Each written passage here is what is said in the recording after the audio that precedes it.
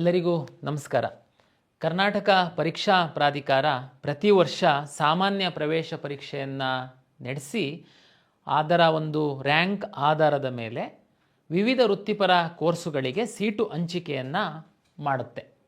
ತಮಗೆಲ್ಲ ಗೊತ್ತಿರುವಂತೆ 2026ನೇ ಸಾಲಿನ ಸಾಮಾನ್ಯ ಪ್ರವೇಶ ಪರೀಕ್ಷೆಯನ್ನು ನಡೆಸುವಂಥದ್ದಕ್ಕೆ ಈಗಾಗಲೇ ನಾವು ಡೇಟನ್ನು ಅನೌನ್ಸ್ ಮಾಡಿದ್ದೀವಿ. ಹಾಗೂ ಜನವರಿ 17ರಿಂದ ಫೆಬ್ರವರಿ 16ನೇ ತಾರೀಕಿನವರೆಗೆ ವಿದ್ಯಾರ್ಥಿಗಳಿಗೆ ಅಪ್ಲಿಕೇಶನ್ ಹಾಕುವಂಥದ್ದಕ್ಕೆ ನಾವು ವ್ಯವಸ್ಥೆಯನ್ನು ಕಲ್ಪಿಸಿದ್ವಿ. ಕಳೆದ ವರ್ಷ ಸಹ ನಾನು ಈ ಕೌನ್ಸಿಲಿಂಗ್ ಪ್ರಕ್ರಿಯೆಯಲ್ಲಿ ಭಾಗಿಯಾಗಿದ್ದರಿಂದ ಅದರ ಹಿಂದಿನ ವರ್ಷ ಸಹ ನಾನು ಈ ಕೌನ್ಸಿಲಿಂಗ್ ನಡೆಸುವಂತಹ ಸಂದರ್ಭದಲ್ಲಿ ವಿದ್ಯಾರ್ಥಿಗಳು ಹಾಗೂ ಪೋಷಕರು ಯಾವ್ಯಾವ ರೀತಿ ಕೌನ್ಸಿಲಿಂಗ್ ಸಂದರ್ಭದಲ್ಲಿ ಸಮಸ್ಯೆಗಳನ್ನ ಎದುರಿಸಿದರು, ಯಾಕೆ ಕೌನ್ಸಿಲಿಂಗ್ ಸಂದರ್ಭದ ಈಗಿನ್ನೂ ಅಪ್ಲಿಕೇಶನ್ ಸಂದರ್ಭ ಇದೆ, ಈಗ ಯಾಕೆ ಕೌನ್ಸಿಲಿಂಗ್ ಬಗ್ಗೆ ಅಂತ ತಮಗೆಲ್ಲ ಗೊತ್ತಿರುವಂತೆ ಕರ್ನಾಟಕ ಪರೀಕ್ಷಾ ಪ್ರಾಧಿಕಾರ ಅಪ್ಲಿಕೇಶನ್ ಕೌನ್ಸಿಲಿಂಗ್ ಮಾಡ್ಯೂಲನ್ನು ಡೆವಲಪ್ ಮಾಡಿದೆ. ತಮಗೆಲ್ಲ ಗೊತ್ತಿರುವಂತೆ ನೀವು ಅಪ್ಲಿಕೇಶನ್ ಹಾಕುವಂಥ ಸಂದರ್ಭದಲ್ಲಿ ಯಾವುದೆಲ್ಲ ಮಾಹಿತಿಯನ್ನು ತಾವು ಕೊಡ್ತೀರಾ ಅದೇ ಮಾಹಿತಿಯನ್ನು ಆಧರಿಸಿ ಮುಂದೆ ನಾವು ಕೌನ್ಸಿಲಿಂಗ್ ಮಾಡುವಂಥದ್ದು. ಒಂದು ವೇಳೆ ಈಗ ನೀವೇನಾದ್ರೂ ಅಷ್ಟು ಸೀರಿಯಸ್ ಇಲ್ಲದೇ ಅಪ್ಲಿಕೇಶನ್ ಅಷ್ಟೇ ಎಲ್ಲ ಕೌನ್ಸಿಲಿಂಗ್ ಬಂದಾಗ ನೋಡೋಣ ಅಂತಂದರೆ ಆವಾಗ ನಿಮಗೆ ಮತ್ತೆ ಮಾಡಲಿಕ್ಕೆ ಅವಕಾಶ ಇರಲ್ಲ.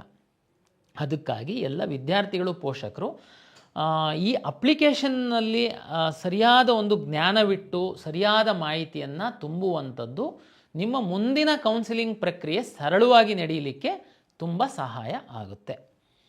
ಗ್ರಾಮೀಣ ಪ್ರದೇಶದ ನಗರ ಪ್ರದೇಶದ ಎಲ್ಲ ವಿದ್ಯಾರ್ಥಿಗಳು ನಮ್ಮ ಒಂದು ಅರ್ಜಿ ಸಲ್ಲಿಸೋದ್ರಿಂದ ಹೆಚ್ಚಿನದಾಗಿ ನಾವು ಗ್ರಾಮೀಣ ಪ್ರದೇಶದ ವಿದ್ಯಾರ್ಥಿಗಳಿಗೆ ಅನುಕೂಲ ಆಗುವ ಹಿನ್ನೆಲೆಯಲ್ಲಿ ಸಾಕಷ್ಟು ಈ ಬಾರಿ ನಾವು ಸುಧಾರಣಾ ಕ್ರಮಗಳನ್ನು ಅಳವಡಿಸ್ಕೊಂಡಿದ್ದೀವಿ.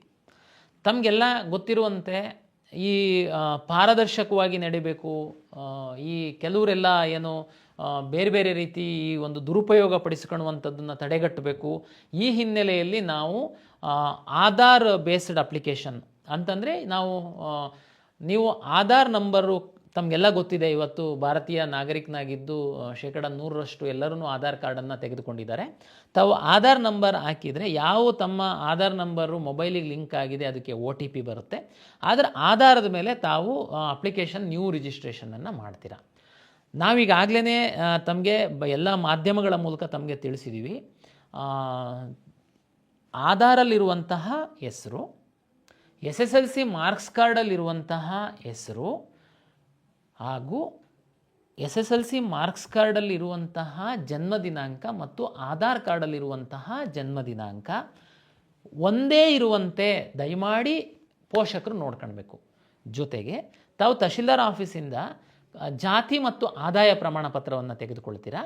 ಅದರಲ್ಲಿ ವಿದ್ಯಾರ್ಥಿ ಹೆಸರು, ತಂದೆ ಹೆಸರು ಮತ್ತು ತಾಯಿ ಹೆಸರು ಬರುತ್ತೆ. ಆ ವಿದ್ಯಾರ್ಥಿ ಹೆಸರು ಮತ್ತು ತಂದೆ ಹೆಸರು ಈ SSLC ಮಾರ್ಕ್ಸ್ ಕಾರ್ಡಲ್ಲಿ ಇರುವಂತೆ ತಾವು ನೋಡ್ಕೊಳ್ಬೇಕು. ಇದು ನಿಮಗೆ ಬೇಸಿಕ್ ನಿಮ್ಮ ಅಪ್ಲಿಕೇಶನ್ ಸುಗಮವಾಗಿ ನೀವು ಸಲ್ಲಿಸಲಿಕ್ಕಿರುವಂಥದ್ದು ಒಂದು ಮಾರ್ಗ. ದಯಮಾಡಿ ಇದನ್ನು ತಾವು ವಿಶೇಷ ಕಾಳಜಿಯಿಂದ ನೋಡ್ಕೊಳ್ಳಿ. ಏಕೆಂದರೆ ಆಧಾರಲ್ಲಿ ಏನೋ ಬೇರೆ ಹೆಸರು, SSLCನಲ್ಲಿ ಬೇರೆ ಹೆಸರು, ಈಗ ಅಪ್ಲಿಕೇಶನ್ ಹಾಕುವಾಗ ತಾವು ನೋಡ್ತೀರಾ ಆವಾಗ ತುಂಬ ಟೆನ್ಷನ್ನು, ಪ್ಯಾನಿಕ್ಕು, ಗಡಿಬಿಡಿ ಏನು ಮಾಡ್ಕೊಳ್ಳೋ ಅಗತ್ಯ ಇಲ್ಲ. ಏನಾದ್ರೂ ತಪ್ಪಾಗಿತ್ತು ಅಂತಂದರೆ ಆಧಾರದ ಸರಿ ಮಾಡಿಸ್ಕೊಳ್ಳುವಂಥದ್ದಕ್ಕೂ ಅವಕಾಶ ಇದೆ. ಮತ್ತು ನಿಮ್ಮ ಮಗುವಿನ ಭವಿಷ್ಯದ ದೃಷ್ಟಿಯಿಂದ ಸಹ ಇದು ಸಹಾಯ ಆಗುತ್ತೆ. ಯಾಕೆಂದರೆ ಮುಂದೆ ನಿಮ್ಮ ಸರ್ಕಾರಿ ನೌಕರಿಗಿರ್ಬೋದು, ಹೈಯರ್ ಎಜುಕೇಷನಿಗಿರ್ಬೋದು, ಈ ಎಲ್ಲ ಸಂದರ್ಭದಲ್ಲಿ ನಿಮ್ಮ SSLC ಮಾರ್ಕ್ಸ್ ಕಾರ್ಡು ಬಹಳ ಇಂಪಾರ್ಟೆಂಟ್ ಇರುತ್ತೆ. ಅದೇ ರೀತಿ ಇತ್ತೀಚಿನ ದಿನಗಳಲ್ಲಿ ಆಧಾರ್ ಕಾರ್ಡ್ ಸಹ ತುಂಬ ಇಂಪಾರ್ಟೆಂಟ್ ಇದೆ. ನೀವು SSLC ಮಾರ್ಕ್ಸ್ ಕಾರ್ಡು ಹೆಸರು, ಇಲ್ಲಿ ಹೆಸರು ಎಲ್ಲ ಬೇರೆ ಬೇರೆ ಇದ್ದರೆ ನಾಳೆ ಸಹ ನೀವು ಫೇಸ್ ಮಾಡಬೇಕಾಗುತ್ತೆ. ಹಾಗಾಗಿ ದಯಮಾಡಿ ಈ ಹೆಸರುಗಳು ಇರುವಂಥದ್ದು ಸರಿಯಾದನ್ನು ತಾವು ಚೆಕ್ ಮಾಡ್ಕೊಳ್ಳಿ. ಒಂದು ಎರಡನೇದು ಬಹುಮುಖ್ಯವಾಗಿರುವಂಥದ್ದು ನಮ್ಮ ಹಿಂದಿನ ಪರೀಕ್ಷಾ ಸಂದರ್ಭದಲ್ಲಿ ನಾವು ಗಮನಿಸಿದಂತೆ ನಾವು ಹಿಂದೆ ಸಾಕಷ್ಟು ದಾಖಲೆಗಳನ್ನ ತಮಗೆ ಅಪ್ಲೋಡ್ ಮಾಡೋದಕ್ಕೆ ಹೇಳ್ತಾಯಿದ್ರು. ನೀವು ಅಪ್ಲೋಡ್ ಮಾಡೋದ್ರಲ್ಲೇ ಸುಸ್ತಾಗಿ ಹೋಗ್ಬಿಡ್ತಿದ್ರಿ. ಅದಕ್ಕೆ ನಾವು ಜಸ್ಟ್ ಸಿಗ್ನೇಚರು ಮತ್ತು ಫೋಟೋ ಮಾತ್ರ ಅಪ್ಲೋಡ್ ಮಾಡೋದಕ್ಕೆ ಹೇಳಿದ್ದೀವಿ. ತಾವು ಫೋಟೋ ಜಾಗದಲ್ಲಿ ಸಿಗ್ನೇಚರ್ ಜಾಗದಲ್ಲಿ ಫೋಟೋ ಅಪ್ಲೋಡ್ ಮಾಡುವಂಥದ್ದು. ನಾನು ನಾಳೆ ಹಾಲ್ ಟಿಕೆಟ್ ಬಿಟ್ಟಂಥ ಸಂದರ್ಭದಲ್ಲಿ ಕಂಪ್ಯೂಟರಿಗೇನು ಗೊತ್ತಾಗಲಿಕ್ಕಿಲ್ಲ, ಹಾಗಾಗಿ ನಾವು ಫೋಟೋ ಜಾಗದಲ್ಲಿ ಸಿಗ್ನೇಚರ್ ಬಂದುಬಿಡುತ್ತೆ.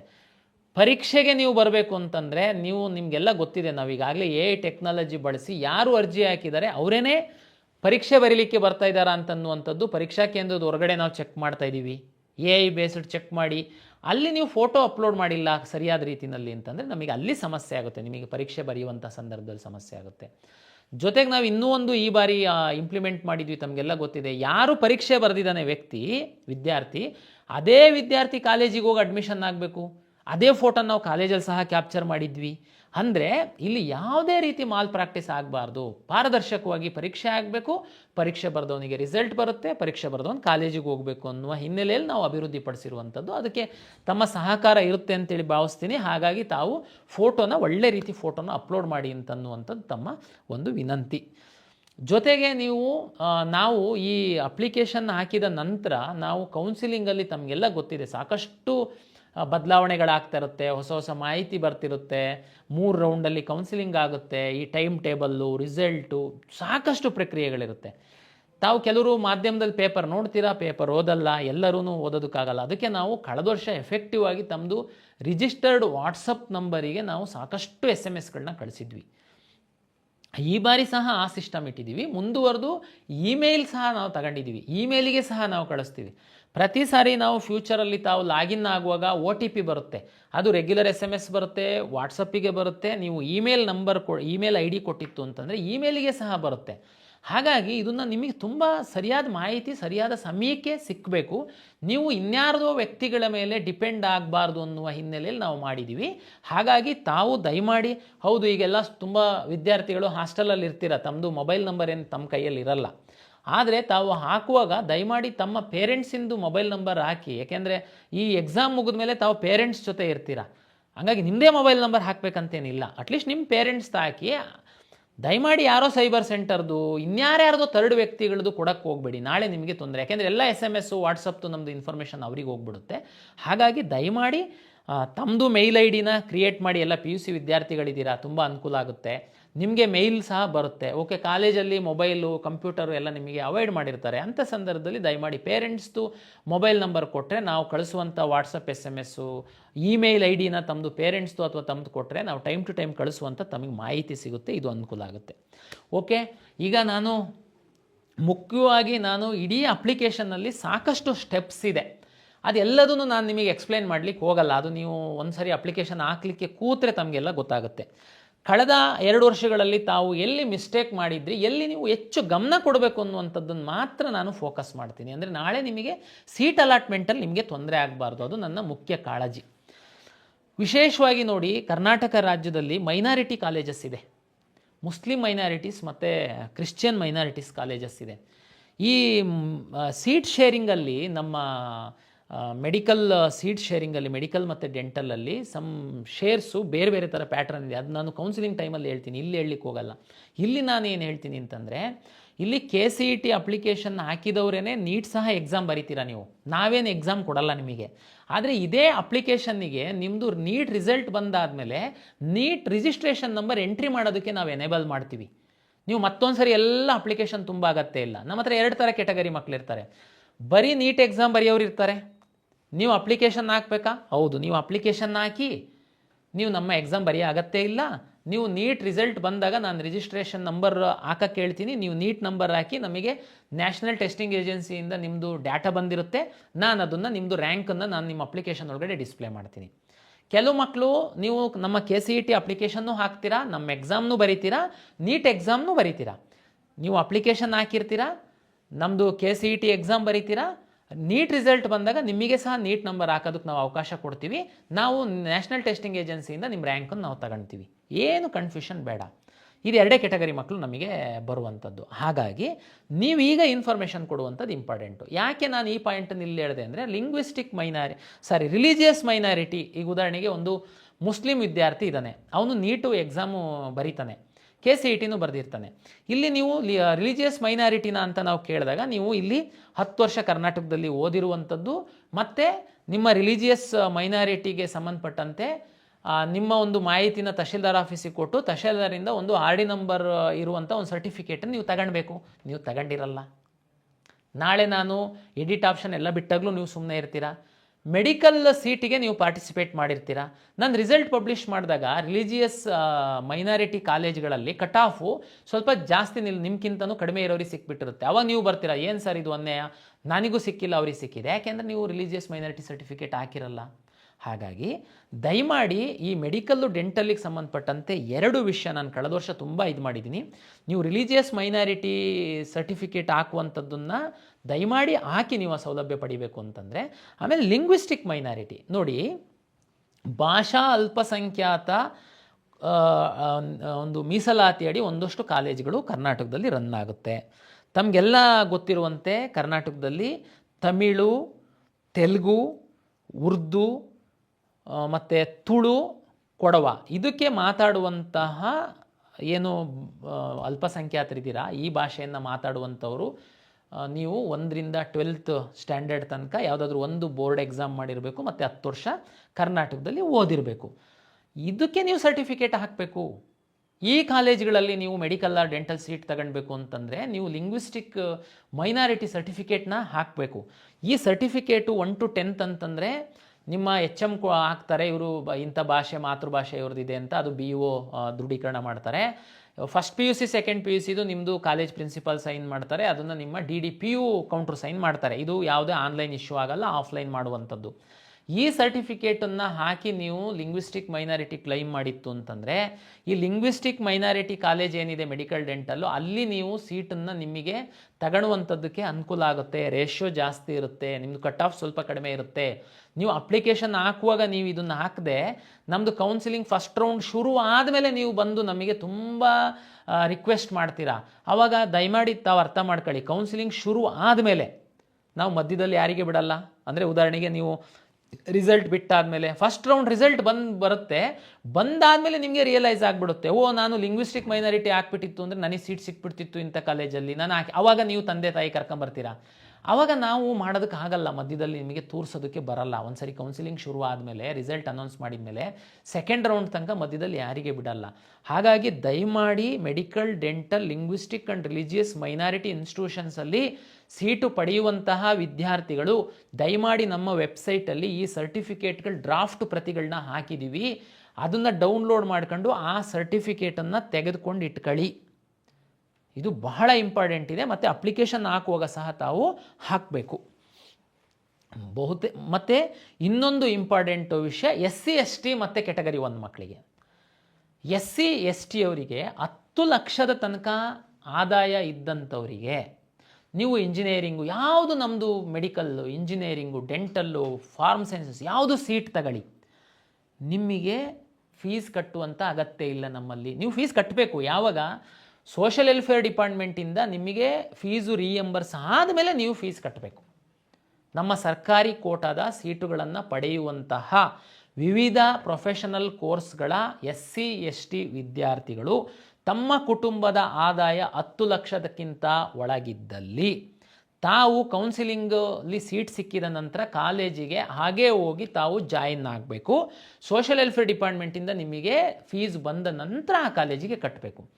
ಏನಾಗುತ್ತೆ ವಿದ್ಯಾರ್ಥಿಗಳು, SC ಸರ್ಟಿಫಿಕೇಟು ಬೇರೆ, SC ಆದಾಯ ಪ್ರಮಾಣ ಪತ್ರ ಬೇರೆ. ಈ ವಿದ್ಯಾರ್ಥಿಗಳು ಏನು ಮಾಡ್ತೀರಾ, ನೀವು ಕ್ಯಾಶ್ ಸರ್ಟಿಫಿಕೇಟ್ ಅಂತ ಅಪ್ಲೈ ಮಾಡ್ತೀರಾ, ನಿಮಗೆ ಕ್ಯಾಶ್ ಸರ್ಟಿಫಿಕೇಟ್ ಕೊಡ್ತಾರೆ.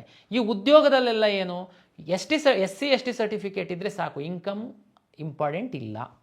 ಆದರೆ ಇಲ್ಲಿ ನೀವು ಜೀರೋ ಫೀಸ್ ಮಾಡಬೇಕಂತಂದರೆ ಈ SC ST ಕುಟುಂಬದ ಮಕ್ಕಳು ನೀವು ನಿಮ್ಮ 10 ಲಕ್ಷದ ಒಳಗಡೆ ಆದಾಯ ಇದ್ದರೆ ನೀವು ಆದಾಯ ಪ್ರಮಾಣ ಪತ್ರ ಸಹ ತೆಗೆದುಕೊಂಡು ಬರಬೇಕು. ನೀವು ಅದು RD ನಂಬರ್ನ ಹಾಕಬೇಕು. ಅಂದರೆ ಈ 2A 2B 3A 3B ಇವರಿಗೆಲ್ಲ ಏನಿರುತ್ತೆ ಅಂತಂದರೆ 8 ಲಕ್ಷದೊಳಗಡೆ ಆದಾಯ ಇದ್ದರೆ ಅವರಿಗೆ 3A ಸರ್ಟಿಫಿಕೇಟ್ 3B ಸರ್ಟಿಫಿಕೇಟ್ ಕೊಡ್ತಾರೆ. ಅದು ಒಂದರಲ್ಲೇ ಬಂದುಬಿಡುತ್ತೆ, ಇನ್ಕಮ್ಮು ಮತ್ತು ಜಾತಿ. SC ಅವ್ರದ್ದು ಹಂಗಲ್ಲ, ನಿಮಗೆ ಕ್ಯಾಸ್ಟ್ ಪ್ರಮಾಣ ಪತ್ರ, SC ST ಅವರಿಗೆ ಕ್ಯಾಸ್ಟ್ ಸಂಬಂಧಪಟ್ಟಂಥ ಪ್ರಮಾಣ ಪತ್ರ ಬೇರೆ ಬರುತ್ತೆ, ಅದಕ್ಕೊಂದು RD ನಂಬರ್ ಬರುತ್ತೆ, ಇನ್ಕಮ್ಮಿಗೆ ಒಂದು RD ನಂಬರ್ ಬರುತ್ತೆ. ದಯಮಾಡಿ SC ST ಮಕ್ಕಳು 10 ಲಕ್ಷದ ಒಳಗಡೆ ಇನ್ಕಮ್ ಇತ್ತು ಅಂತಂದರೆ ತಾವು ಈ 2 ಪ್ರಮಾಣ ಪತ್ರವನ್ನು ತೆಗೆದುಕೊಳ್ಳಿ. 10 ಲಕ್ಷಕ್ಕಿಂತ ಜಾಸ್ತಿ ಇನ್ಕಮ್ ಇದ್ದರೆ ತಾವು ಆದಾಯ ಪ್ರಮಾಣ ಪತ್ರ ತಗೊಳ್ಳೋ ಅಗತ್ಯ ಇಲ್ಲ, ಯಾಕೆಂದರೆ ನಿಮಗೆ ಯಾವುದೇ ಫೀ ರಿಯಾಯಿತಿ ಇರಲ್ಲ. ಆದರೆ ನೀವು ಕ್ಯಾಸ್ಟ್ ಪ್ರಮಾಣ ಪತ್ರ, ಜಾತಿ ಪ್ರಮಾಣ ಪತ್ರ ಮಾತ್ರ ತೆಗೆದುಕೊಳ್ಬೇಕಾಗುತ್ತೆ, ಯಾಕೆಂದರೆ ನೀವು ರಿಸರ್ವೇಷನ್ ಕ್ಲೈಮ್ ಮಾಡಬೇಕು ಅಂತಂದರೆ. ಇನ್ನೊಂದು ಬಂತು ಕೆಟಗರಿ 1ಗೆ ಸಂಬಂಧಪಟ್ಟಂತೆ ಸಹ ತಮ್ಗಳಿಗೆ ಸಹ 2.5 ಲಕ್ಷ ಆದಾಯದವರೆಗೆ ಈ ಫೀ ರಿಯಾಯಿತಿಯಲ್ಲಿ ಕನ್ಸಿಡರ್ ಮಾಡುವಂಥದ್ದಕ್ಕೆ ಇದೆ. ಹಾಗಾಗಿ ತಾವು ಸಹ ಜಾತಿ ಜೊತೆಗೆ ಆದಾಯ ಪ್ರಮಾಣ ಪತ್ರವನ್ನು ಹಾಕಬೇಕು. ಮತ್ತು ಇಲ್ಲೇ ಈ ವಿಷಯ ಇನ್ನೊಂದು, ಈ ಜನರಲ್ ಮೆರಿಟ್ ಅವರಿಗೆ ಸಂಬಂಧಪಟ್ಟಂತೆ ಹೇಳ್ಬಿಟ್ಟು, ಇದು ಜನರಲ್ ಮೆರಿಟ್ ಅವರಿಗೆ ವಿಶೇಷವಾಗಿ ಯಾಕೆ ನಾನು ಮೆನ್ಷನ್ ಮಾಡ್ತಾ ಇದ್ದೀನಿ ಅಂದರೆ, ಉಳಿದವರು ಎಲ್ಲರಿಗೂ ಅಂತೂ ತಾವು ಕ್ಯಾಸ್ಟ್ ಸರ್ಟಿಫಿಕೇಟು, ಇನ್ಕಮ್ ಸರ್ಟಿಫಿಕೇಟ್ ಹಾಕೇ ಇರ್ತೀರಾ. ಅಂದರೆ SC ST ಅವರು ಕೆಟಗರಿ 1 ಅವರು ಇನ್ಕಮ್ಮು RD ನಂಬರ್ ಸಪ್ರೇಟ್ ಹಾಕ್ತೀರಾ, ಕ್ಯಾಸ್ಟ್ ಸರ್ಟಿಫಿಕೇಟ್ ಹಾಕ್ತೀರಾ. 3A 3B 2A 2B ಅವರೆಲ್ಲ ಕ್ಯಾಸ್ಟ್ ಆ್ಯಂಡ್ ಇನ್ಕಮ್ ಸರ್ಟಿಫಿಕೇಟ್ ಹಾಕಿರ್ತೀರಾ. ಇನ್ನು ಉಳಿದವರು ಯಾರು? General merit student. General merit student ಅವರಿಗೆ ಏನಪ್ಪ ಇನ್ಕಮ್ಮು? ಉದಾಹರಣೆಗೆ ಜನರಲ್ ಮೆರಿಟ್ ಸ್ಟೂಡೆಂಟ್ ಇದ್ದು ತಾವು ಏನಾದ್ರೂ ಬಡವರಿತ್ತು ಅಂತಂದರೆ, ನಮಗೆ ತಮಗೆಲ್ಲ ಗೊತ್ತಿದೆ SNQ ಅಂತ ಒಂದು ಕೋಟಾ ಇದೆ ಇಂಜಿನಿಯರಿಂಗ್ ಸೀಟಲ್ಲಿ. ಇದರಲ್ಲಿ ನಿಮ್ಮ ಆದಾಯವನ್ನು ಆಧರಿಸಿ ನಿಮಗೆ ಫೀ ರಿಯಾಯಿತಿ ಕೊಡುವಂಥದ್ದಕ್ಕೆ ಒಂದು ಅವಕಾಶ ಇದೆ. ಇದು AICTE ಅವರ ಒಂದು ಮಾರ್ಗಸೂಚಿಯಂತೆ. ಹೆಚ್ಚಿನ ವಿವರವನ್ನು ನಮ್ಮ ವೆಬ್ಸೈಟಲ್ಲಿ ತಾವು ನೋಡ್ಕೊಳ್ಬೋದು. ನಾನಿಲ್ಲಿ ಹೇಳುವಂಥದ್ದು ಇಷ್ಟೇ, general merit student, pure general merit students ಒಂದು ವೇಳೆ ಅಂದರೆ ಬೈ ಜಾತಿ ಕೆಲವರು ಜನರಲ್ ಮೆರಿಟ್ ಆಗಿರ್ತಾರೆ, ಅವರಿಗೆ ಇನ್ಕಮ್ಮು ವಾಸ್ತವವಾಗಿ ತುಂಬ ಕಡಿಮೆ ಇರುತ್ತೆ. ಅವ್ರುಗಳೇನಾದರೂ ಈ SNQನ ಕ್ಲೈಮ್ ಮಾಡಬೇಕು ಅಂತಂದರೆ ದಯಮಾಡಿ ತಾವು, ನಿಮಗಂತೂ ಜಾತಿ ಪ್ರಮಾಣ ಪತ್ರ ಕೊಡಲ್ಲ, ಆದರೆ ಇನ್ಕಮ್ ಪ್ರಮಾಣ ಪತ್ರವನ್ನು ಕೊಡ್ತಾರೆ, ಆದಾಯ ಪ್ರಮಾಣ ಪತ್ರವನ್ನು ಹಾಕಿ. ಜೊತೆಗೆ ಈ ಜಾತಿಯಿಂದ ಈ ಜನರಲ್ ಮೆರಿಟ್ ಇರುವಂಥವರು ಒಂದು ವೇಳೆ ಗ್ರಾಮೀಣ ಪ್ರದೇಶದಲ್ಲಿ ಓದಿದರೆ ನೀವು ಗ್ರಾಮೀಣ ಮೀಸಲಾತಿಯನ್ನು ಪಡೆಯುವಂಥದ್ದಕ್ಕೆ ಅವಕಾಶ ಇದೆ. ಆದರೆ ನೀವು ಇಲ್ಲಿ ನಾನ್ ಕ್ರಿಮಿ ಲೇಯರ್ ಸರ್ಟಿಫಿಕೇಟನ್ನು ತಹಶೀಲ್ದಾರ್ ಆಫೀಸಿಂದ ತಂದು ಕೊಡಬೇಕಾಗುತ್ತೆ. ಇದು GM ಅವರಿಗೆ ಕುರಿತಾಗಿ ನಾನು ಹೇಳ್ತಿರುವಂಥದ್ದು.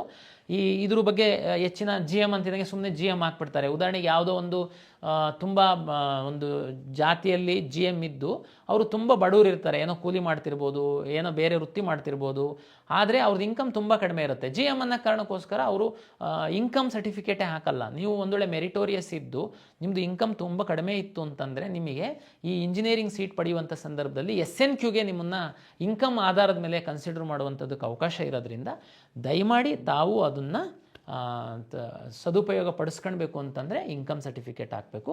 ಜೊತೆಗೆ ಗ್ರಾಮೀಣ ಪ್ರದೇಶದಲ್ಲಿ ಇದ್ದರೆ ನೀವು ರೂರಲ್ ಪ್ರಮಾಣ ಪತ್ರನ ಹಾಕ್ತೀರಾ. ಅದು ಕ್ಲೈಮ್ ಆಗಬೇಕು ಅಂತಂದರೆ NCLC ನಾನ್ ಕ್ರಿಮಿ ಲೇಯರ್ ಸರ್ಟಿಫಿಕೇಟ್ ತಹಶೀಲ್ದಾರಿಂದ ಪಡೆದು ಹಾಕಬೇಕಾಗುತ್ತೆ. ಇದು GM ಎಲ್ಲ ಕ್ಯಾಸ್ಟಿಗೆ ಸಂಬಂಧಪಟ್ಟಂತೆ. ಇದು ಎಲ್ಲ ನಿಮ್ಮ ಸೀಟು ಕರ್ನಾಟಕದಲ್ಲಿ ಆರಿಜೆಂಟಲ್ ಮತ್ತು ವರ್ಟಿಕಲ್ ರಿಸರ್ವೇಷನ್ ಮೇಲೆ ಸೀಟ್ ಅಲಾಟ್ ಮಾಡುವಂಥದ್ದು ಅವಕಾಶ ಇರೋದ್ರಿಂದ ಎಲ್ಲ ಗ್ರೂಪ್ಗಳಿಗೆ ಒಂದು ಸೀಟ್ಗಳ ರಿಸರ್ವ್ ಆಗಿರೋದ್ರಿಂದ ನಿಮ್ಮ ರ್ಯಾಂಕು ಮತ್ತು ರಿಸರ್ವೇಷನ್ ಮೇಲೆ ನಿಮಗೆ ಸೀಟ್ ಅಲಾಟ್ ಆಗೋದ್ರಿಂದ ನಿಮ್ಮ ಜಾತಿ ಮತ್ತು ಆದಾಯ ಪ್ರಮಾಣ ಪತ್ರಕ್ಕೆ ಸಂಬಂಧಪಟ್ಟಂತೆ ಸರಿಯಾದ ಮಾಹಿತಿಯನ್ನು ಕೊಡುವಂಥದ್ದನ್ನು ಅಪ್ಲಿಕೇಶನ್ ಸ್ಟೇಜಲ್ಲಿ ಮಾಡಿ ಎನ್ನುವಂಥದ್ದು ನಾನು ಪೋಷಕರು ವಿದ್ಯಾರ್ಥಿಗಳಿಗೆ ನನ್ನ ಕಡೆಯಿಂದ ವಿನಂತಿ. ಸ್ಪೆಷಲ್ ಕೆಟಗರಿಗೆ ಸಂಬಂಧಪಟ್ಟಂತೆ ಒಂದು ತಮಗೆ ಮಾಹಿತಿ ಕೊಡೋದಾದರೆ, ತಮಗೆಲ್ಲ ಗೊತ್ತಿದೆ ಸ್ಪೆಷಲ್ ಕೆಟಗರಿಗೆ ಸಹ ರಾಜ್ಯ ಸರ್ಕಾರ ರಿಸರ್ವೇಷನ್ ಕೊಡುತ್ತೆ. ಉದಾಹರಣೆಗೆ sports, person with disability, NCC, scouts and guides, defence, defence. ಇಲ್ಲಿ ಎಲ್ಲ ನೀವು ಒಂದು ವೇಳೆ ಆ ಒಂದು ಏನು ಹಂಗಂತಂದರೆ ಸ್ಪೋರ್ಟ್ಸಲ್ಲಿ ಯಾರು ಎಲಿಜಿಬಲ್ಲು ಇದೆಲ್ಲದನ್ನು ನಾವು ಬ್ರೋಷರಲ್ಲಿ ಡೀಟೇಲಾಗಿ ಕೊಟ್ಟಿದ್ದೀವಿ, ತಾವು ದಯಮಾಡಿ ಸ್ಟಡಿ ಮಾಡಿ. 2 ಪಾಯಿಂಟನ್ನು ನಾನು ಇಲ್ಲಿ ಹಿಂದಿನ 2 ವರ್ಷದ ಅನುಭವದಲ್ಲಿ ಮಕ್ಕಳು ಪ್ರತಿ ಬಾರಿ ತಪ್ಪು ಮಾಡುವಂಥದ್ದು ನಿಮ್ಮ ಗಮನಕ್ಕೆ ತರುವಂಥದ್ದಾದರೆ ಸ್ಪೋರ್ಟ್ಸ್ ಅಂತಂದರೆ ಗ್ರಾಮ ಪಂಚಾಯತಿನಲ್ಲಿ ಆಡಿದ್ದು, ನಿಮ್ಮ ಸ್ಕೂಲಲ್ಲಿ ಆಡಿದ್ದು, ನಿಮ್ಮ ಊರಲ್ಲಿ ಆಡಿದ್ದಕ್ಕೆಲ್ಲ ಸ್ಪೋರ್ಟ್ಸ್ ರಿಸರ್ವೇಷನ್ ಇಲ್ಲ. ಅಲ್ಲಿ ಸ್ಪೋರ್ಟ್ಸ್ ಇಲಾಖೆಯವರು ಒಂದು ಆ್ಯಕ್ಟ್ ಮಾಡಿದ್ದಾರೆ. ಅದ್ರ ಪ್ರಕಾರ ಕಳೆದ 3 ವರ್ಷಗಳಲ್ಲಿ ನೀವು ರಾಜ್ಯವನ್ನು, ರಾಷ್ಟ್ರವನ್ನು, ಅಂತಾರಾಷ್ಟ್ರವನ್ನು ಪ್ರತಿನಿಧಿಸಿರುವಂಥದ್ದು, ಸ್ಪೋರ್ಟ್ಸ್ ಆಡಿರುವಂಥದ್ದು, ಗೆದ್ದಿರುವಂಥದ್ದು, ಪಾರ್ಟಿಸಿಪೇಟ್ ಮಾಡಿರುವಂಥದ್ದಕ್ಕೆ ರಿಸರ್ವೇಷನ್ ಇರುತ್ತೆ. ನೀವು ಸುಮ್ಮನೆ ಸ್ಪೋರ್ಟ್ಸ್ ಕೋಟಾ ಇದೆಯಾ ಅಂತಿದ್ದಂಗೆ ಊರಲ್ಲಿ ಗ್ರಾಮ ಪಂಚಾಯತಿಯಲ್ಲಿ ಆಡೋದಕ್ಕೆ ಕ್ಲಿಕ್ ಮಾಡ್ತೀರಾ. ನಾವಿಲ್ಲಿ ನೀವು ಸ್ಪೋರ್ಟ್ಸಿಗೆ ಡಾಕ್ಯುಮೆಂಟ್ ತಗೊಂಡು ಬನ್ನಿ ಅಂತಂದರೆ ಪಾಪ ಅಲ್ಲಿಂದ ಇಲ್ಲಿವರೆಗೆ ಬರ್ತೀರಾ. ಇಲ್ಲಿ ಬಂದಾದಮೇಲೆ ಸರ್ ಇದಾದರೆ ಗೊತ್ತಿಲ್ಲ, ನಾವು ರಾಜ್ಯ ಮಟ್ಟ ಆಡಿಲ್ಲ ಅಂತ ವಾಪಸ್ ಹೋಗ್ತೀರಾ. ಅದಕ್ಕೆ ದಯಮಾಡಿ ನಾನು ಈ ಸರಿ ಅಪ್ಲಿಕೇಶನಲ್ಲಿ ಸಹ ನೀವು ಯಾವುದು ರಾಜ್ಯನ, ರಾಷ್ಟ್ರನ, ಅಂತಾರಾಷ್ಟ್ರೀಯ ಅಂತ ಪ್ರಿಸ್ಕ್ರೈಬ್ ಮಾಡಿದ್ದೀನಿ. ಜೊತೆಗೆ ಸ್ಪೋರ್ಟ್ಸ್ ಅಂದರೆ ಯಾರು ಎಲಿಜಿಬಲ್ ಅನ್ನುವಂಥದ್ದನ್ನು ಸಹ ನಾವು ನಮ್ಮ ಬ್ರೋಷರಲ್ಲಿ ಹಾಕಿದ್ದೀವಿ. ದಯಮಾಡಿ ಓದಿ ಸ್ಪೋರ್ಟ್ಸ್ ಕೋಟಾ ಕ್ಲೈಮ್ ಮಾಡಿ ಅನ್ನುವಂಥದ್ದು ನನ್ನ ವಿನಂತಿ. ಪರ್ಸನ್ ವಿತ್ ಡಿಸಬಿಲಿಟಿ, ವಿಶೇಷ ಚೇತನರಿಗೆ ಸಂಬಂಧಪಟ್ಟಂಥ ಒಂದು ಮಾತು ನೋಡಿ. ವಿಶೇಷ ಚೇತನರು ಗೆ ರಿಸರ್ವೇಷನ್ ಇದೆ. ಅದರಂತೆ ಮೆಡಿಕಲ್, ಡೆಂಟಲ್, ಆಯುಷ್ ಎಲ್ಲ ಕೆಟಗರಿನಲ್ಲಿ ನಾವು ಸೀಟ್ ರಿಸರ್ವ್ ಮಾಡಿ ಇಡ್ತೀವಿ. ಆದರೆ ಅರ್ಹ ವಿಶೇಷ ಚೇತನರಿಗೆ ರಿಸರ್ವ್ ಮಾಡಿರುವಂತಹ ಸೀಟ್ಸ್ಗಳದು fake PWD person with disability ಅವರಿಗೆ ರಿಸರ್ವ್ ಮಾಡಿರುವಂತಹ ಸೀಟ್ಗಳಲ್ಲ. ಕಳೆದ ವರ್ಷ ನಿಮಗೆ ಮಾಹಿತಿಗೆ ಹೇಳ್ತೀನಿ ನಾನು, ಯಾರು ಪರ್ಸನ್ ವಿತ್ ಡಿಸೆಬಿಲಿಟಿನ ಕ್ಲೈಮ್ ಮಾಡ್ತೀರಾ ತಾವು UDID ಕಾರ್ಡನ್ನು ತಗೊಳ್ಬೇಕಾಗುತ್ತೆ, ಒಂದು ಮ್ಯಾಂಡೇಟ್ರಿ. ಎರಡನೇದು UDID ಕಾರ್ಡನ್ನು ತಗೊಳ್ತಿದ್ದಂಗೆ ನನಗೆ ಪರ್ಸನ್ ವಿತ್ ಡಿಸೆಬಿಲಿಟಿನಲ್ಲಿ ರಿಸರ್ವ್ ಸೀಟು, ನೋ. ನೀವು ಅರ್ಜಿ ಹಾಕುವಾಗ UDID ಕಾರ್ಡ್ ನಂಬರ್ ಹಾಕ್ತೀರಾ, ಅರ್ಜಿ ಹಾಕ್ತೀರಾ, ಎಕ್ಸಾಮ್ ಬರೀತೀರಾ. ಬರ್ದಾದ್ಮೇಲೆ ನಿಮ್ಮನ್ನು ಯಾರು ವಿಶೇಷ ಚೇತನರಿರ್ತಾರೆ ನಿಮ್ಮ ಒಂದು ಅಂಗವೈಕಲ್ಯವನ್ನು ಪರಿಶೀಲನೆ ಮಾಡೋದಕ್ಕೆ ನಾವು ಇಲ್ಲೊಂದು ಮೆಡಿಕಲ್ ಬೋರ್ಡನ್ನು ಕಾನ್ಸ್ಟಿಟ್ಯೂಟ್ ಮಾಡ್ತೀವಿ, KEAಗೆ ನಿಮ್ಮನ್ನು ಕರಿತೀವಿ. ಕೆಲವೊಂದನ್ನು ಇಲ್ಲಿ ಮಾಡ್ತೀವಿ, ಕೆಲವೊಂದನ್ನು ಹಾಸ್ಪಿಟಲ್ ಮಾಡಿಸ್ತೀವಿ. ಅಲ್ಲಿ ನೀವು ಕ್ವಾಲಿಫೈಡ್ ಆದರೆ ಅಷ್ಟೇ ನಿಮ್ಮನ್ನು ವಿಶೇಷ ಚೇತನರ ವರ್ಗದಲ್ಲಿ ಕಾಯ್ದಿರಿಸುವಂತಹ ಸೀಟುಗಳ ಹಂಚಿಕೆಗೆ ನಿಮ್ಮನ್ನು ಪರಿಗಣಿಸ್ತೀವಿ. ಜೊತೆಗೆ ಈ ವರ್ಷ ಏನು ಮಾಡಿದ್ದು ಅಂತ ಹೇಳ್ತೀನಿ. ಈ ಥರ ಬಂದಂತಹ ಸಂದರ್ಭದಲ್ಲಿ ಯಾರು ನಕಲಿ ಪ್ರಮಾಣ ಪತ್ರವನ್ನು ತೆಗೆದುಕೊಂಡು ಬಂದಿದ್ದರು ಅವರನ್ನು ನಮ್ಮ ಕೌನ್ಸಿಲಿಂಗಿಂದ ಸಂಪೂರ್ಣವಾಗಿ ಹೊರಗಡೆ ಹಾಕಿದ್ವಿ. ಅವರಿಗೆ ಮಲ್ಲೇಶ್ವರಂ ಪೊಲೀಸ್ ಸ್ಟೇಷನ್ನಲ್ಲಿ ಒಂದು FIR ಮಾಡಿಸಿದ್ವಿ. ದಯಮಾಡಿ ಅನ್ಯ ಮಾರ್ಗಗಳ ಮೂಲಕ ಸೀಟನ್ನು ಪಡೆಯುವಂಥ ಪ್ರಯತ್ನವನ್ನು ಮಾಡೋದಕ್ಕೆ ಹೋಗಬೇಡಿ. ಯಾರು ನಿಜವಾದ ವಿಶೇಷ ಚೇತನರಿದ್ದಾರೆ ಅವರಿಗೆ ಸರ್ಕಾರ ಮಾಡಿರುವಂತಹ ಒಂದು ವ್ಯವಸ್ಥೆ ಅದು. ದಯಮಾಡಿ ವಿಶೇಷ ಚೇತನರ ಸೀಟ್ಗಳನ್ನ ನೀವು ಕದಿಯುವಂತಹ ಪ್ರಯತ್ನವನ್ನು ಬೇರೆಯವ್ರು ಮಾಡೋಕ್ಕೆ ಹೋಗಬೇಡಿ. ಬೇರೆಯವ್ರು ಮಾಡೋಕ್ಕೆ ಹೋದರೆ ನಿಮ್ಮ ಭವಿಷ್ಯ ಹಾಳಾಗುತ್ತೆ. ಇಲ್ಲಿ ಮಾತ್ರ ಅಲ್ಲ, ನೀವು ಕೌನ್ಸಿಲಿಂಗ್ ಎಲ್ಲೂ ಸೀಟ್ ತಗೊಳೋದಕ್ಕಾಗಲ್ಲ. ಜೊತೆಗೆ ಒಂದು FIR ಆಯಿತು ಅಂತಂದರೆ ನಿಮ್ಮದು ಲೈಫಲ್ಲಿ ಬೇರೆ ಯಾವುದು ಗೌರ್ಮೆಂಟ್ ನೌಕರಿ ಯಾವುದು ತಗೊಳ್ಲಿಕ್ಕೆ ಆಗಲ್ಲ. ಹಾಗಾಗಿ ದಯಮಾಡಿ ನೀವು ಜೆನ್ಯೂನ್ ಇದ್ದರೆ ಮಾತ್ರ ಸರ್ಟಿಫಿಕೇಟನ್ನು ತಗೊಳ್ಳಿ. ನಿಮಗೆ ಮಧ್ಯವರ್ತಿಗಳು ಅವರು ಇವರು ಆಸೆ ಹುಟ್ಟಿಸ್ತಾರೆ, ನಾನೆಲ್ಲ ಕೊಡಿಸ್ತೀನಿ, ಯಾರಿಗೆ ನಂಬಕ್ಕೆ ಹೋಗಬೇಡಿ. ನಂಬಿ ನೀವು ಅವರಿಗೆ ದುಡ್ಡು ಕೊಟ್ಟರೆ ದುಡ್ಡು ಕಳ್ಕೊಳ್ತೀರ, ನಿಮ್ಮ ಜೀವನನೂ ಕಳ್ಕೊಳ್ತೀರ. ದಯಮಾಡಿ ಎಚ್ಚರಿಕೆಯಿಂದ ಇರಿ. ಹಾಗಾಗಿ ನಾನು ಆಗಿದ್ದೆ ಕಳೆದ ವರ್ಷ ನಾವು 21 ಫೇಕ್ ವೈದ್ಯಕೀಯ ಪ್ರಮಾಣ ಪತ್ರಗಳನ್ನ ಕಂಡುಹಿಡಿದು FIR ಮಾಡಿಸಿದ್ದೀವಿ. ಅವರು ನಮ್ಮ ಕೌನ್ಸಿಲಿಂಗ್ ಪ್ರಕ್ರಿಯೆಯಿಂದ ಹೊರಗಡೆ ಹಾಕಿದ್ದೀವಿ. ಆ ಪೇರೆಂಟ್ಸಿಗೆ ಮರ್ಯಾದೆನೂ ಹೋಯಿತು, ಪೇರೆಂಟ್ಸ್ ಒಂದಷ್ಟು ದುಡ್ಡನ್ನು ಕಳ್ಕೊಂಡಿದ್ರು. ಕೇಸು ಅದು ನೀವು ಕಲ್ಪನೆಯೂ ಮಾಡ್ಕೊಳ್ಲಿಕ್ಕಾಗಲ್ಲ, ಅಷ್ಟು ಸಮಸ್ಯೆ ಆಗುತ್ತೆ ನಿಮಗೆ. ಹಾಗಾಗಿ ನೀವು ರಾಜಮಾರ್ಗದಲ್ಲಿ ಏನಿದೆ ನಿಮ್ಮದು ಮಾಹಿತಿ ಅದನ್ನು ನಮಗೆ ಕೊಡಿ ಅಂತ ಹೇಳುವಂಥದ್ದು ನನ್ನ ವಿನಂತಿ. ಆಮೇಲೆ ಇನ್ನು ಸರ್ವಿಸ್ ಮೆನ್ನು ಮತ್ತು ಡಿಫೆನ್ಸು ಅದೆಲ್ಲ ತಮ್ಗೆ ಗೊತ್ತಿದೆ. ತಮ್ಮ ತಂದೆ ಯಾರಿರ್ತಾರೆ ಅದ್ರದ್ದೆಲ್ಲ ಕ್ಲೈಮ್ ಮಾಡ್ತೀರಾ, ಸಂಬಂಧಪಟ್ಟ ಡಿಪಾರ್ಟ್ಮೆಂಟಿಗೆ ವೆರಿಫೈ ಮಾಡಿಸಿ ತರಿಸ್ತೀವಿ. ಆಮೇಲೆ ನಾವು ನಿಮಗೆ ಅದರಲ್ಲಿ ಸೀಟ್ ಅಲಾಟ್ ಮಾಡ್ತೀವಿ. ಬಟ್ ಮಾಹಿತಿನ ಸರಿಯಾಗಿ ಈಗ ಕೊಡಬೇಕಾಗುತ್ತೆ ತಾವು. ನಾವು ವಿದ್ಯಾರ್ಥಿಗಳು ಕ್ಯಾಸ್ಟು ಇನ್ಕಮ್ಮು 371J ಗೆಲ್ಲ ಸಂಬಂಧಪಟ್ಟಂತೆ, ಜೊತೆಗೆ ಯಾರು ಸ್ಯಾಟ್ಸಲ್ಲಿ ಇದೆ ನಂಬರು ಅವ್ರದ್ದೆಲ್ಲದೂ SSLC ರಿಜಿಸ್ಟರ್ ನಂಬರ್ ಹಾಕಿದರೆ PU SSLC ಬೋರ್ಡಿಂದ PU ಬೋರ್ಡಿಂದ ನಮಗೆ ಡಾಟಾ ಬರುತ್ತೆ, ವೆರಿಫಿಕೇಷನ್ ಆಗುತ್ತೆ. ಕನ್ನಡ ಮೀಡಿಯಮ್ಮು, ರೂರಲ್ಲು, ಈ ಲಿಂಗ್ವಿಸ್ಟಿಕ್ ಮೈನಾರಿಟಿ ಇನ್ನೂ ಆನ್ಲೈನಲ್ಲಿ ಸರ್ಟಿಫಿಕೇಟ್ ಇಶ್ಯೂ ಆಗ್ತಿಲ್ಲ. ಅವ್ರುಗಳು ದಾಖಲೆನ ನಾವು ಪರಿಶೀಲನೆ ಮಾಡಬೇಕಾಗುತ್ತೆ. ಒರಿಜಿನಲ್ಸನ್ನು ಎಲ್ಲರನ್ನೂ KEAಗೆ ಕರೆಯುವಂಥದ್ದು, BO ಆಫೀಸಿಗೆ ಕಳಿಸುವಂಥದ್ದು, DDPI ಆಫೀಸಿಗೆ ಕಳಿಸುವಂಥದ್ದು ಸೂಕ್ತ ಅಲ್ಲ. ಹಾಗಾಗಿ ನಾವು ನಿಮ್ಮ ಕಾಲೇಜುಗಳ ಪ್ರಾಚಾರ್ಯರಿಗೇ ನಾವು ಲಾಗಿನ್ ಕೊಡ್ತೀವಿ. ನಿಮ್ಮ ಈ ಯಾವ ಆನ್ಲೈನ್ ಸರ್ಟಿಫಿಕೇಟ್ ಇಶ್ಯೂ ಆಗಿಲ್ಲ, ನಾನೀಗ ಹೇಳಿದೆ ಅಲ್ಲ, ಇವತ್ತು ಆನ್ಲೈನಲ್ಲಿ ಯಾವ್ಯಾವ ಸರ್ಟಿಫಿಕೇಟ್ ಇಶ್ಯೂ ಆಗ್ತಾಯಿದೆ: religious minority certificate, all caste and income certificate, 371J certificate, ನಿಮ್ಮ ಸ್ಟಡಿ ಡೀಟೇಲ್ಸ್ PU ಬೋರ್ಡಲ್ಲಿರುವಂಥದ್ದು, SSLC ಬೋರ್ಡಲ್ಲಿರುವಂಥದ್ದು ನಮ್ಗೆ ಆನ್ಲೈನಲ್ಲಿ ಫೆಚ್ ಆಗಿ ಬರುತ್ತೆ. Linguistic minority certificates, Kannada medium certificate, rural certificate ಇದು ಆನ್ಲೈನಲ್ಲಿ ವೆರಿಫಿಕೇಷನ್ ಆಗಲ್ಲ. ಹಾಗಾಗಿ ಯಾರು ಇದನ್ನು ಕ್ಲೈಮ್ ಮಾಡ್ತಾರೆ ನಾವು ಒಂದು ವೆರಿಫಿಕೇಷನ್ ಮಾಡಬೇಕಾಗುತ್ತೆ. ಅದಕ್ಕೆ ನಾವೇನು ಮಾಡಿದ್ದೀವಿ, ಯಾರು ಪ್ಯೂರ್ ಜನರಲ್ ಮೆರಿಟ್ ಬರ್ತಾರೆ ಅವ್ರದ್ದು ಬೋರ್ಡಿಂದನೇ ನಮಗೆ ಸ್ಯಾಟ್ಸಲ್ಲಿ 7 ವರ್ಷದ ಸ್ಟಡಿ ಡೀಟೇಲ್ಸು ಫೆಚ್ ಆಗುತ್ತೆ. SSLC ಯಾರು PUC ಒಂದು ಎಕ್ಸಾಮನ್ನು ಇಲ್ಲಿ ಬರೆದಿರುವಂಥದ್ದು ಪ್ರೂವ್ ಆಗುತ್ತೆ. ಅವರು ಎಲ್ಲೂ ವೆರಿಫಿಕೇಷನಿಗೆ ಹೋಗೋ ಇಲ್ಲ. ನಿಮಗೆ ನಿಮ್ಮ ಅಪ್ಲಿಕೇಶನ್ ಡೌನ್ಲೋಡ್ ಆಗಿಬಿಡುತ್ತೆ. ನಿಮಗೆ ಅಂದರೆ ನೀವು ಸಬ್ಮಿಟ್ ಮಾಡಿರೋ ಅಪ್ಲಿಕೇಶನ್ ಫೀಸ್ ಕಟ್ತಿದಂಗೆ ನಿಮಗೆ ಡೌನ್ಲೋಡ್ ಆಗುತ್ತೆ. ಯಾರ್ದು 7 ಇಯರ್ಸು ಸ್ಟಡಿ ಡೀಟೇಲ್ಸು ಕಾರಣಾಂತರದಿಂದ ಫೆಚ್ ಆಗಲ್ಲ, ಉದಾಹರಣೆಗೆ ICSE ಇರ್ಬೋದು, CBSE ಇರ್ಬೋದು, ಯಾರು ಈ Kannada medium, rural, linguistic minority claim ಮಾಡ್ತೀರಾ ರಿಸರ್ವೇಷನ್ಸು, ತಮಗೆ ನೀವು ಅಪ್ಲಿಕೇಶನ್ ಸಬ್ಮಿಟ್ ಮಾಡಿದ ಮೇಲೆ ಒಂದು ಕ್ಲೈಮ್ ಸ್ಲಿಪ್ ಅಂತ ಮಾತ್ರ ಬರುತ್ತೆ. ನಿಮ್ಮದು ಅಪ್ಲಿಕೇಶನ್ನು ಡೌನ್ಲೋಡ್ ಆಗಲ್ಲ. ನಿಮಗೆ ಏನೇನು ಸಬ್ಮಿಟ್ ಮಾಡಿ ಡೌನ್ಲೋಡ್ ಆಗಲ್ಲ. ಅದರಲ್ಲಿ ಹೇಳ್ತೀರಾ ನೀವು ಇದೆಲ್ಲ ಕ್ಲೈಮ್ ಮಾಡಿದ್ದೀರಾ. ದಯಮಾಡಿ ತಾವು ತಮ್ಮ ಕಾಲೇಜಿನ ಪ್ರಾಂಶುಪಾಲರ ಬಳಿ ಅಥವಾ ಹತ್ತಿರದ ಯಾವುದೇ ಸರ್ಕಾರಿ PU ಕಾಲೇಜಲ್ಲಿ ಹೋಗಿ ನೀವು ಮೂಲ ದಾಖಲೆಗಳನ್ನು ತೋರಿಸಿ ಅಂತ ಅಲ್ಲಿ ಪ್ರಾಂಶುಪಾಲರು ನಿಮ್ಮ ಮೂಲ ದಾಖಲೆಗಳನ್ನ ನೋಡಿ ಅವರು ಓಕೆ ಮಾಡ್ತು ಅಂತಂದರೆ ಆಮೇಲೆ ನಿಮಗೆ ಅಪ್ಲಿಕೇಶನ್ ಡೌನ್ಲೋಡ್ ಆಗುತ್ತೆ. ಏನು ಸರ್ ಇದು ಅಪ್ಲಿಕೇಶನ್ ಡೌನ್ಲೋಡು ಮತ್ತು ನಾವೇನು ಸಬ್ಮಿಟ್ ಮಾಡಿದ್ವಿ ಅಂತ ಗೊತ್ತಾಗಲ್ಲ, ಏನು ನಮಗೆ ಕೊಟ್ಟರೆ ಯಾಕೆ ಇದು ಮಾಡಿದ್ವಿ ಅನ್ನೋದನ್ನು ಹೇಳ್ಬಿಡ್ತೀನಿ. ಲಾಸ್ಟ್ ಇಯರ್ ನಾವೇನು ಮಾಡಿದ್ವಿ, ಅಪ್ಲಿಕೇಶನನ್ನು ನಿಮಗೆ ಡೌನ್ಲೋಡ್ ಆಗ್ತಾಯಿತ್ತು, ಕೆಳಗಡೆ ಬರೆದಿದ್ವಿ. ಕೆಲವೊಂದು ಆನ್ಲೈನಲ್ಲಿ ವೆರಿಫೈ ಆಗಿರ್ತಿತ್ತು, ಕೆಲವೊಂದು ವೆರಿಫೈ ಆಗಿರ್ತಿರ್ಲಿಲ್ಲ. ಇದು ಯಾವುದು ವೆರಿಫೈ ಆಗಿಲ್ಲ ಅದು ಕೆಳಗಡೆ ಹಾಕಿದ್ವಿ. To be verified please visit your college principal and verification ಮಾಡ್ಕೊಳ್ಳಿ. ಅಪ್ಲಿಕೇಶನ್ ಹಾಕಿ ಡೌನ್ಲೋಡ್ ಮಾಡ್ಕೊಂಡವ್ರು ಅದನ್ನು ತೆಗೆದು ಓದಲೂ ಇಲ್ಲ ವಿದ್ಯಾರ್ಥಿಗಳು. ಕಾಲೇಜಿಗೆ ಹೋಗಿ ನೀವು ವೆರಿಫಿಕೇಷನ್ನೇ ಮಾಡ್ಕೊಳ್ಳಲಿಲ್ಲ ಯಾವುದೂ. ಕೌನ್ಸಿಲಿಂಗ್ ಶುರು ಮಾಡಿದ್ವಿ. ಶುರು ಮಾಡ್ತಿದ್ದಂಗೆ ಲಾಗಿನ್ ಆದರೆ ಅಲ್ಲಿ ನಿಮ್ಮದು ಸ್ಟಾಪ್ಡ್ ಫ್ರಮ್ ಕೌನ್ಸಿಲಿಂಗ್ ಅಂತ, ಇವ್ರದ್ದು ಸರ್ವರ್ ಸರಿ ಇಲ್ಲ, ಅದು ಸರಿ ಇಲ್ಲ, ಇದು ಸರಿ ಇಲ್ಲ, ಬೊಬ್ಬೆ ತೆಗೆದು ನೋಡಿದರೆ ನೀವು document verify Kannada medium claim ಮಾಡಿದ್ದೀರಾ, ನೀವು ಕಾಲೇಜಿಗೆ ಹೋಗಿ ಅದನ್ನು ತೋರಿಸೇ ಇಲ್ಲ. ಲಿಂಗ್ವಿಸ್ಟಿಕ್ ಕ್ಲೈಮ್ ಮಾಡಿದ್ದೀರಾ, ಕಾಲೇಜಿಗೆ ಹೋಗಿ ತೋರಿಸೇ ಇಲ್ಲ. ಇಲ್ಲಿ ಬಂದು ನೀವು ಹಂಗೆ, ನಾನು ಎಷ್ಟೋ ವಿದ್ಯಾರ್ಥಿಗಳಿಗೆ ಫೋನ್ ಮಾಡಿದವರಿಗೆ ಜಸ್ಟ್ ನಿಮ್ಮ ಅಪ್ಲಿಕೇಶನಲ್ಲಿ ಲಾಸ್ಟಲ್ಲಿ ನೋಡಿ ಅಂತ ಹೇಳೋದು. ಅಲ್ಲಿ ನೀವು ಕಾಲೇಜಿಗೆ ಹೋಗಿ ವೆರಿಫೈ ಮಾಡಿಸ್ಕೊಳ್ಳಿ ಅಂತ ಬರೆದಿದೆ ಸರ್, ಹೋಗಿದ್ದೀರಾ? ಇಲ್ಲ ಸರ್ ಹೋಗಲಿಲ್ಲ. ಅದಕ್ಕೇ ಈ ಸರ್ ನಿಮಗೆ ಅಪ್ಲಿಕೇಶನ್ನೇ ಕೊಡಲ್ಲ ನಾನು. ಕ್ಲೈಮ್ ಯಾರು GM ಇದ್ದೀರಾ, ನಿಮ್ಮದು 7 ಇಯರ್ಸ್ ಸ್ಟಡಿ ಬಂದಿದೆ, ಒಂದು any 10th or PU board exam ಆಗಿರೋದು ಬಂದಿದೆ, ನಿಮಗೆ ಅಪ್ಲಿಕೇಶನ್ ಬರುತ್ತೆ, ನೀವೆಲ್ಲೂ ವೆರಿಫಿಕೇಷನಿಗೆ ಹೋಗೋ ಅಗತ್ಯ ಇಲ್ಲ. ನಿಮಗೆ ಆಲ್ ಟಿಕೆಟ್ ಬರುತ್ತೆ, ಮುಂದೊಂದು ದಿನ ನಿಮಗೆ ಕೌನ್ಸಿಲಿಂಗ್ ಶುರುವಾದಾಗ ನಿಮಗೆ ವೆರಿಫಿಕೇಷನ್ ಸ್ಲಿಪ್ ಸಹ ಬರುತ್ತೆ, ಇನ್ಕ್ಲೂಡಿಂಗ್ ರ್ಯಾಂಕ್ಸು ಅದರಲ್ಲಿ ಇನ್ಕಾರ್ಪೊರೇಟ್ ಆಗಿ. ಯಾರು ಯಾವುದಾದ್ರೂ ರಿಸರ್ವೇಷನ್ ಕ್ಲೈಮ್ ಮಾಡಿದ್ದೀರಾ, ದಯಮಾಡಿ ತಾವು ಕಾಲೇಜಿಗೆ ವಿಸಿಟ್ ಮಾಡಿ ಒರಿಜಿನಲ್ ರಿಸರ್ವೇಷನ್ ಏನು ಕ್ಲೈಮ್ ಮಾಡಿದ್ದೀರಾ ಕನ್ನಡ ಮತ್ತು ರೂರಲ್ ಲಿಂಗ್ವಿಸ್ಟಿಕ್ ಇದ್ರದ್ದು ತೋರಿಸ್ಬೇಕು. ಅಲ್ಲಿ ವೆರಿಫೈ ಆದಮೇಲೆ ನಿಮಗೆ ಅಪ್ಲಿಕೇಶನ್ ಬರುತ್ತೆ. ಈ ಸರಿ ನಾವು ಕಳೆದ ವರ್ಷ ಯಾರೆಲ್ಲ ವೆರಿಫಿಕೇಷನ್ ಮಾಡಿದ್ರು ಅವ್ರದ್ದೆಲ್ಲದೂ ಆಟೋ ಫೆಚ್ ಆಗಂಗೆ ಮಾಡಿದ್ವಿ. SSLC ಮಾರ್ಕ್ಸ್ ಕಾರ್ಡ್ದು ರಿಜಿಸ್ಟ್ರೇಷನ್ ನಂಬರ್ ಹಾಕಿದ್ರು ಒಂದಷ್ಟು ನಿಮಗೆ ಆಟೋ ಫೆಚ್ ಆಗುತ್ತೆ. ಫಿಲ್ ಮಾಡುವಂಥದ್ದನ್ನು ತುಂಬ ಕಡಿಮೆ ಮಾಡಿದ್ದೀವಿ. ಅಪ್ಲೋಡ್ ಮಾಡುವಂಥದ್ದು ಫೋಟೋ ಮತ್ತು ಸಿಗ್ನೇಚರ್ ಮಾತ್ರ ಇಟ್ಟಿದ್ದೀವಿ. ಹಾಗಾಗಿ ಅಪ್ಲಿಕೇಶನ್ ತುಂಬ ಸರಳ ಆಗಿದೆ ಅಂತ ನಾನು ಭಾವಿಸಿದ್ದೀನಿ. ನೀವು ಅದನ್ನು ತುಂಬಲಿಕ್ಕೆ ಶುರು ಮಾಡಿದಾಗ ನಿಮಗೆ ಅದು ಎಕ್ಸ್ಪೀರಿಯನ್ಸ್ ಆಗುತ್ತೆ.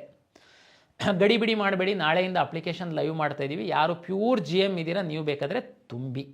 ಯಾವುದಾದ್ರೂ ರಿಸರ್ವೇಷನ್ ಕ್ಲೈಮ್ ಮಾಡುವಂಥವ್ರು ಈಗಾಗಲೇ ನಾನು ಏನು ಎಕ್ಸ್ಪ್ಲೈನ್ ಮಾಡಿದ್ದೀನಿ, ದಯಮಾಡಿ ಸಮಾಧಾನವಾಗಿ ಆ ಸರ್ಟಿಫಿಕೇಟ್ನೆಲ್ಲ ತೆಗೆದಿಟ್ಕೊಂಡು ಆಮೇಲೆ ಕಂಪ್ಯೂಟ್ರ್ ಮುಂದ್ಗಡೆ ಕೂತ್ಕೊಳ್ಳಿ. ಈಗ ಹೋಗೋದು ಅರ್ಧ ಮಾಡೋದು ಬಿಡೋದು, ಸುಮ್ಮನೆ ಈ ಕಡೆ ಓದೋದು ಆಗಲ್ಲ, ಈ ಕಡೆ ಟೆನ್ಷನ್ ಆಗುತ್ತೆ. ಅದ್ರ ಬದಲು ಏನೇನು ಅಪ್ಲಿಕೇಶನ್ಸಲ್ಲಿ ಏನೇನು ಡಾಕ್ಯುಮೆಂಟ್ ಬೇಕು ಅಂತನ್ನುವಂಥದ್ದಿದೆ ಅದನ್ನೆಲ್ಲ ರೆಡಿ ಮಾಡಿ ಇಟ್ಕೊಂಡು ಕೂತ್ಕೊಂಡ್ರೆ ಅರ್ಧ ಗಂಟೆಲಿ ನೀವು ಅಪ್ಲಿಕೇಶನ್ ತುಂಬೋದು. ನಾವು PCM ಆಧರಿಸಿ ಇಂಜಿನಿಯರಿಂಗ್ ರ್ಯಾಂಕ್ ಕೊಡ್ತೀವಿ, PCB ಆಧರಿಸಿ ವೆಟರ್ನರಿ ಕೆಲವೊಂದು ಕೋರ್ಸ್ಗಳಿಗೆ ಕೊಡ್ತೀವಿ, PCMB ಆಧರಿಸಿ ನಾವು ಅಗ್ರಿಕಲ್ಚರಿಗೆ ಕೊಡ್ತೀವಿ. ಹಂಗಾಗಿ ನೀವು ಕೆಲವರೆಲ್ಲರೂ ಯಾವ ಎಕ್ಸಾಮ್ ಬರೀಬೇಕು ಅನ್ನೋದನ್ನು ಕೇಳಿದ್ದೀವಿ. ಈ ನೀಟಿಗೆ ಸಂಬಂಧಪಟ್ಟಂಥದ್ದು ನಮಗೆ 2-3 ಥರದ ಕೆಟಗರಿ ವಿದ್ಯಾರ್ಥಿಗಳು ಬರ್ತೀರಾ. CET ಬರೀತೀರಾ, ನೀಟು ಬರೀತೀರಾ, CET ಬರೆಯೋದೇ ಇಲ್ಲ, ನೀಟನ್ನು ಮಾತ್ರ ಬರೀತೀರಾ. ಈ ನಮ್ಮ CET ಯಾವುದೂ ಬರೆಯಲ್ಲ, ನೀವು ಅಲೈಡ್ ಹೆಲ್ತ್ ಸೈನ್ಸಸ್ಸಿಗೆ ಮಾತ್ರ ನೀವು ಪಾರ್ಟಿಸಿಪೇಟ್ ಮಾಡಬೇಕು, ಅದಕ್ಕೆ ಬರೀ PUC ಮಾರ್ಕ್ಸ್ ಮೇಲೆ ರ್ಯಾಂಕ್ ಕೊಡ್ತೀವಿ. ಹಾಗಾಗಿ ಇದನ್ನು ನಾವು ಲಾಸ್ಟ್ ಪೇಜಲ್ಲಿ ನಮ್ಮ ಅಪ್ಲಿಕೇಶನಲ್ಲಿ ಮಾಡಿದ್ದೀವಿ. ನೀಟಿಗೆ ಮಾತ್ರ ಬರೀ ನೀಟನ್ನು ಮಾತ್ರ ಬರೀತಿರೋರು ನೀವು ಈಗ ಅಪ್ಲಿಕೇಶನ್ ರಿಜಿಸ್ಟ್ರು ಮಾಡಿ ನೀಟ್ ರಿಜಿಸ್ಟ್ರ್ ನಂಬರ್ ಎಂಟ್ರಿ ಮಾಡೋದಕ್ಕೆ ಅವಕಾಶ ಈಗೇನಿರಲ್ಲ. ಗಡಿಬಿಡಿ ಮಾಡು. ಅಕಸ್ಮಾತ್ ಈಗ ಮಾಡಲಿಲ್ಲ ಏನು ಚಿಂತೆ ಮಾಡೋಕ್ಕೆ ಹೋಗಬೇಡಿ. ನೀವು ಬರೀ ನೀಟ್ ವಿದ್ಯಾರ್ಥಿಗಳಿಗೆ ನಾವು ಇದಾದಮೇಲೆ ಬರೀ ನೀಟ್ ವಿದ್ಯಾರ್ಥಿಗಳಿಗೆ ಸಹ 1 ವಾರ ವಿಂಡೋ ಓಪನ್ ಮಾಡ್ತೀವಿ. ಅದಕ್ಕೆ ಈಗ ಮಾಡಿಟ್ಟರೆ ತುಂಬ ಸಂತೋಷ. KCET ಎಕ್ಸಾಮು ಬರೀತಿರೋರು, ನೀಟು ಬರೀತಿರೋರು ದಯಮಾಡಿ ನೀವು KCET ಅಪ್ಲಿಕೇಶನ್ ಹಾಕಿ ನೀಟಿನ ತಲೆಬಿಸಿ ಮಾಡಬೇಡಿ. ನೀವು ನೀಟು ರಿಸಲ್ಟು ಬಂದ ನಂತರ ನಾವು ನಿಮಗೆ ನೀಟ್ ರಿಜಿಸ್ಟ್ರ್ ನಂಬರ್ನ ಲಿಂಕ್ ಮಾಡೋದಕ್ಕೆ ಕೊಡ್ತೀವಿ. ಆವಾಗ ಲಿಂಕ್ ಮಾಡಿದರೆ ಸಾಕು, ಅದು ಫೆಚ್ ನಾವು ಮಾಡ್ಕೊಂಡು ನಿಮ್ಮ ವೆರಿಫಿಕೇಷನ್ ಸ್ಲಿಪ್ಪಲ್ಲಿ ನೀಟ್ ರ್ಯಾಂಕ್ ಡಿಸ್ಪ್ಲೇ ಆಗಂಗೆ ನಾವು ಮಾಡ್ತೀವಿ. ಹಾಗಾಗಿ ಗಡಿಬಿಡಿ ಮಾಡಬೇಡಿ, ಆರಾಮಾಗಿ ನೀವು ಮಾಡಬೇಕು. ಆಮೇಲೆ ಫಾರ್ಮಸಿಗೆ ಸಂಬಂಧಪಟ್ಟಂತೆ ಡಿಪ್ಲೊಮೊ ಫಾರ್ಮಸಿದು ಸಹ ಸರಿ ಅಲೈಡ್ ಹೆಲ್ತ್ ಸೈನ್ಸಸ್ಸು ನರ್ಸಿಂಗ್ ಎಲ್ಲ ತಮ್ಗೆ ಗೊತ್ತಿದೆ, ನಮ್ಮ ಕಡೆಯಿಂದನೇ ಸೀಟ್ ಅಲಾಟ್ ಆಗ್ತಾಯಿದೆ. ಮುಂದಿನ ವರ್ಷ ಈ ಫಾರ್ಮಸಿಗೆ ಸಂಬಂಧಪಟ್ಟಂತೆ ಸಹ ನಾವು ನಿಮ್ಮ PUC ಮಾರ್ಕ್ಸ್ ಮೇಲೆ ಅಲಾಟ್ ಮಾಡುವಂಥದ್ದಿದೆ. ಅಥವಾ ಅಪ್ಲಿಕೇಶನ್ ನೋಡಿದರೆ ಗೊತ್ತಾಗುತ್ತೆ. ರಿಜಿಸ್ಟ್ರು ಮಾಡಿ. ಅಲೈಡ್ ಹೆಲ್ತ್ ಸೈನ್ಸಸ್ಸು ಮತ್ತು ಫಾರ್ಮಸಿ, B ಫಾರ್ಮಾ ಇದಕ್ಕೆಲ್ಲ ಸಂಬಂಧಪಟ್ಟಂತೆ ತಮಗೆಲ್ಲ ಗೊತ್ತಿದೆ. KCET ಬರೀದೆ ನಿಮ್ಮ PU ಮಾರ್ಕ್ಸ್ ಮೇಲೆ ನಾವು ರ್ಯಾಂಕನ್ನು ಕೊಡುವಂಥದ್ದು. ಅದಕ್ಕಾಗಿ ನೀವು ಅಲ್ಲಿ ಇನ್ಸ್ಟ್ರಕ್ಷನ್ಸ್ ನೋಡಿದರೆ ಗೊತ್ತಾಗುತ್ತೆ. ಕರ್ನಾಟಕ ಪರೀಕ್ಷಾ ಪ್ರಾಧಿಕಾರ ಕರ್ನಾಟಕ ರಾಜ್ಯದ ಎಲ್ಲ ಸರ್ಕಾರಿ ಖಾಸಗಿ PU ಕಾಲೇಜಿನ ವಿಜ್ಞಾನ ವಿದ್ಯಾರ್ಥಿಗಳಿಗೆ ಒಂದು ದಿಕ್ಸೂಚಿ ಪುಸ್ತಕವನ್ನು ಮುದ್ರಿಸಿ ನಿಮಗೆ ಕಳಿಸ್ಕೊಡ್ಲಾಗಿದೆ.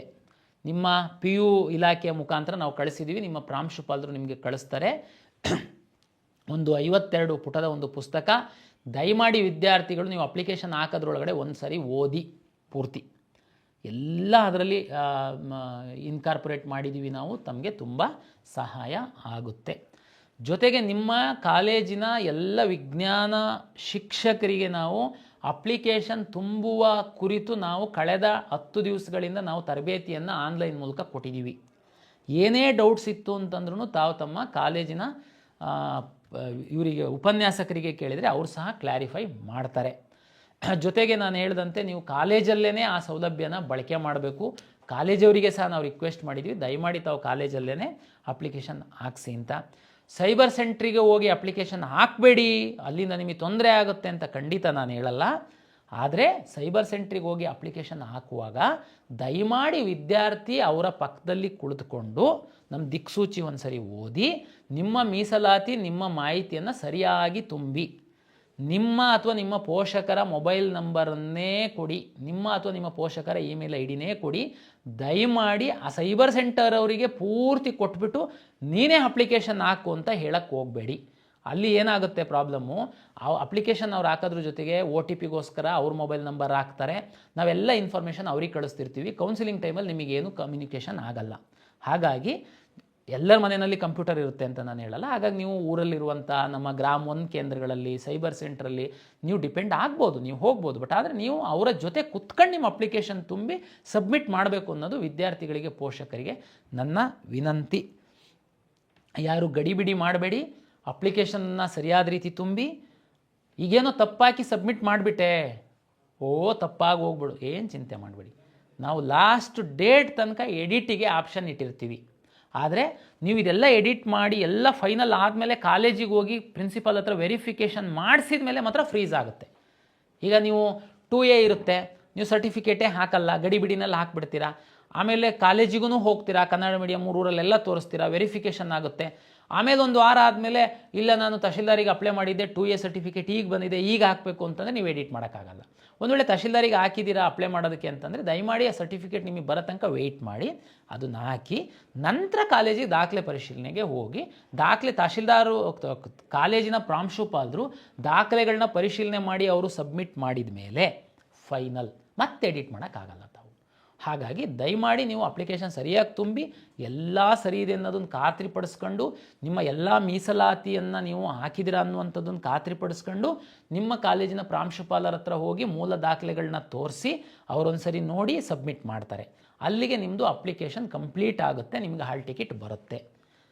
ಅಲ್ಲಿವರೆಗೆ ನಿಮಗೆ ಅದು ಕಂಪ್ಲೀಟ್ ಆಗಿಲ್ಲ ಅಂತ.